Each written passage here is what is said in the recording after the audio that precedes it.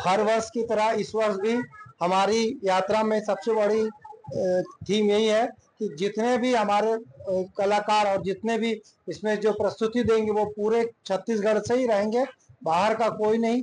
इसमें सबसे बड़े आकर्षण का सेन महाकाल सेना के द्वारा झम डमरू है जो रहेगा। सबसे पहले अखाड़ा, बाजा, राउत नाचा, पंछी नाचा, आदिवासी नृत्य, सुआ नृत्य, भजन गायक, बाबा की पालकी और भव्य झांकी। ये और पूरे कलाकार जो भी है सारे के सारे अघोरी सहित पूरे कलाकार छत्तीसगढ़ के ही हैं। और भजन गायक तो पूरे राजनांदगांव शहर से ही है, बाहर के किसी भी कलाकार को हम इस बार आमंत्रित नहीं कर रहे हैं। ये यात्रा सावन के प्रथम सोमवार में नंदाई हाट बाजार से प्रारंभ होगी। नंदाई से कुआं चौक से नंदाई चौक, इंदिरा नगर चौक, गांधी चौक, दुर्गा चौक, महाकाल चौक से सिवेना लाइन, गुड़ाखू लाइन होते हुए हमालपारा में महालक्ष्मी मंदिर के दरबार में प्रथम यात्रा का विश्राम होगा। उसी प्रकार दूसरी यात्रा जो है बसंतपुर कलब चौक से प्रारंभ होगी, वहां से महामाया चौक, महेश नगर होते हुए प्रभात नगर होते हुए लालबाग में इसका विश्राम है। तीसरी यात्रा ढाबा चिखली स्टेशन पारा होते हुए गौरी नगर में इनका माता के दरबार में विश्राम है।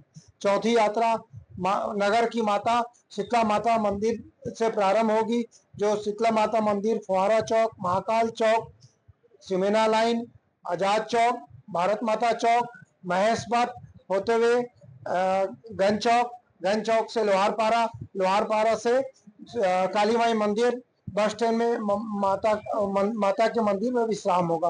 पांचवी यात्रा हमारी मोहर से प्रारंभ होगी, मोहर सिंदाई, फिर हल्दी सिंगोला में माता मंदिर होते हुए बजरंग चौक में यात्रा का विश्राम होगा। उसी तरह जिले के अन्य स्थानों से भी पूरी यात्रा निकाली जाएगी।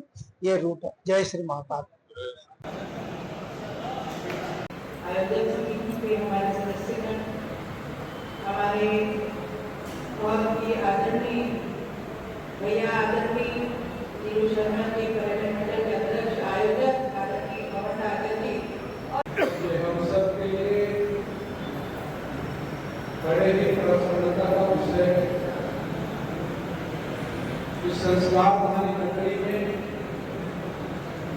जो साहित्य और खेल की नगरी के रूप में पहचानी जाती है, आज महाकाल सेना के द्वारा राजेश्वर महाकाल मंदिर के तत्वाधान में हर वर्ष की तरह इस वर्ष भी सावन के महीने में बाबा चंद्रमौलेश्वर महाकाल की पालकी यात्रा हर सोमवार को जो है इस नगर पे निकाली जाती है।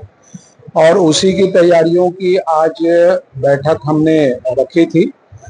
हर वर्ष की तरह इस वर्ष भी हमारे महाकाल सेना के सभी सम्मानित सदस्यगण, प्रबुद्धगण के द्वारा विचार और उनका सुझाव जो है वो आमंत्रित किया गया था। उनके बहुमूल्य विचार और सुझाव भी आए यात्रा को लेकर।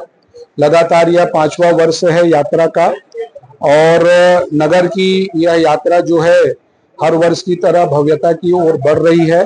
सारे समाज को इस यात्रा में जो है वो सभी सम्मिलित भी होते हैं और जब इस यात्रा की शुरुआत होती है और इस यात्रा का समापन होता है तो मुझे ऐसा लगता है कि उस दिन पूरा जो नगर है वो शिव भक्तों के उत्साह से, उमंग से जो है उमड़ा रहता है।